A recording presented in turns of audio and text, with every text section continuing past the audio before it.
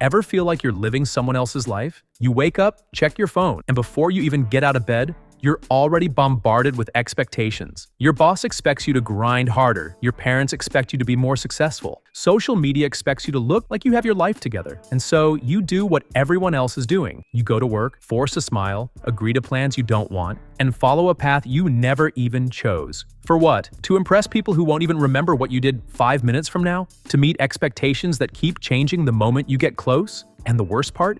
You don't even realize it's happening. Day by day, piece by piece, you're giving away your life until one day you wake up and realize you have no idea who you really are. But not today, because today we're breaking that cycle. By the end of this video, you'll know exactly how to stop living for others and finally take control of your own life. And if you're serious about making that change, hit that subscribe button right now, because this channel is here to help you break free, think differently, and build a life that actually feels like yours. Now, let's get into it. Let's get brutally honest for a second. Why do we care so much about what other people think? Why do we waste years, sometimes our entire lives, trying to gain approval from family, friends, and even strangers who don't care about us? The answer? Evolution.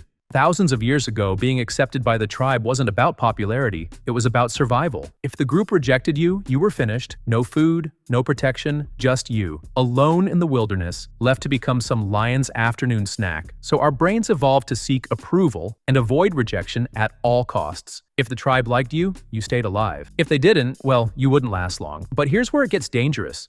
We don't live in tribes anymore. We don't need group approval to literally survive. But our instincts never got the memo. Even today, we still act like rejection is a death sentence. We feel anxiety when people disapprove of us. We force ourselves into careers we hate because it's the responsible thing to do. We stay in toxic relationships because we're scared of being alone. We shape our entire lives around the fear of judgment. And don't even get me started on social media. Now, we're not just seeking approval from family and close friends. We're chasing validation from complete strangers on the internet. We measure our worth in likes, comments, and follows, as if those things define who we are. But let me tell you something. No matter how much you try to please people, it will never be enough. Someone will always disapprove. Someone will always criticize. Someone will always think you're doing life wrong. So why waste your time trying to impress them? Why sacrifice your happiness for people who won't even remember your name in 10 years? It's time to snap out of it. Let's talk about what happens when you don't live for yourself. Because you might think that being a people pleaser makes life easier, that it keeps the peace, that it makes you more likable, that it's the right thing to do. But in reality, living for others comes with a price. And that price is you. It starts small. You say yes to things you don't really want to do because you don't want to disappoint anyone. You choose a career based on what your parents think is best for you, even if it makes you miserable. You stay in friendships and relationships that drain you because you're afraid of what people will say if you leave. But over time, you start to disappear. Your dreams pushed to the side, your happiness always second place, your identity slowly fading, until one day you wake up and realize you don't even know who you are anymore. And here's the brutal truth. The people you sacrificed yourself for, they probably won't even notice. Think about it. When was the last time someone genuinely thanked you for ignoring your own happiness to make their life more convenient? Exactly. People are not keeping track of how much you sacrifice. No one is going to give you a trophy for putting your own needs last. No one is going to reward you for living a life that isn't yours. So if you think living for others is the safe choice, think again. Because the real danger? Waking up one day and realizing you wasted your entire life being someone you're not.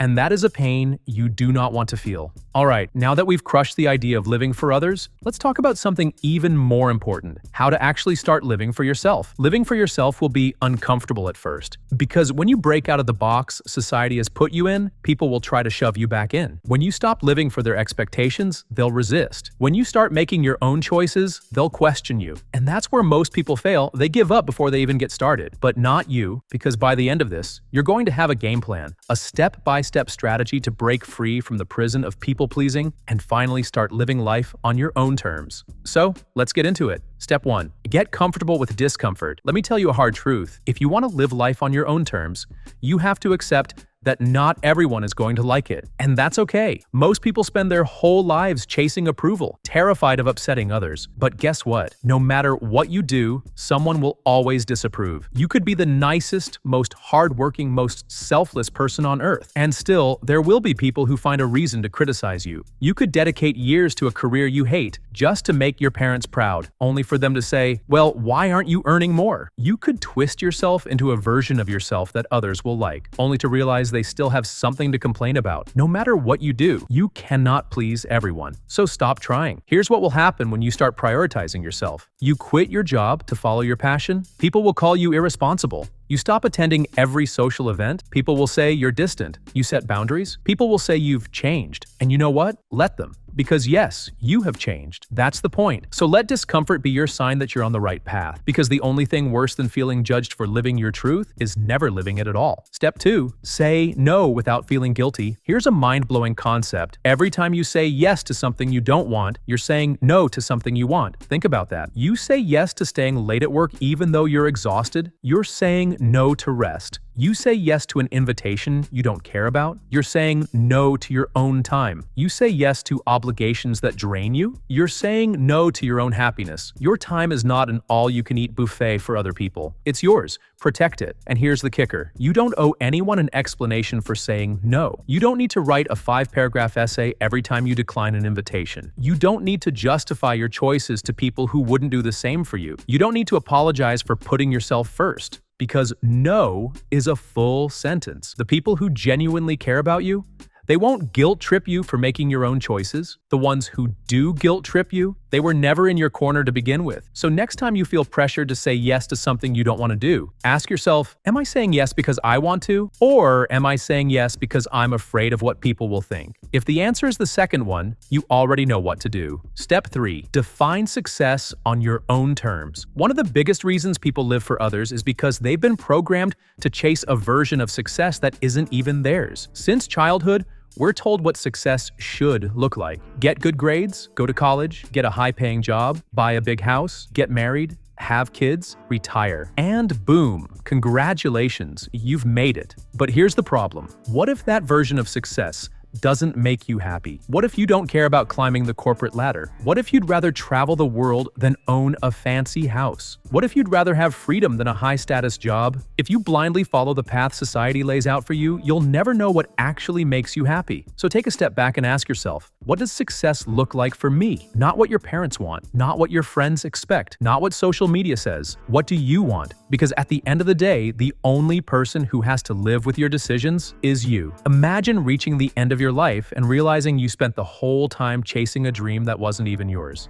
Don't let that happen. Define success your way, and don't let anyone tell you it's wrong. Let's be real. Life is too short to waste it living for someone else's expectations. If you don't take control of your life, someone else will. The moment you stop seeking permission and start prioritizing your own happiness is the moment you actually start living. So let me ask you one final question. Are you living the life you want, or are you just an actor in someone else's script? Because if you don't make yourself the main character in your own story, who will? It's time to take back control, and it starts right now.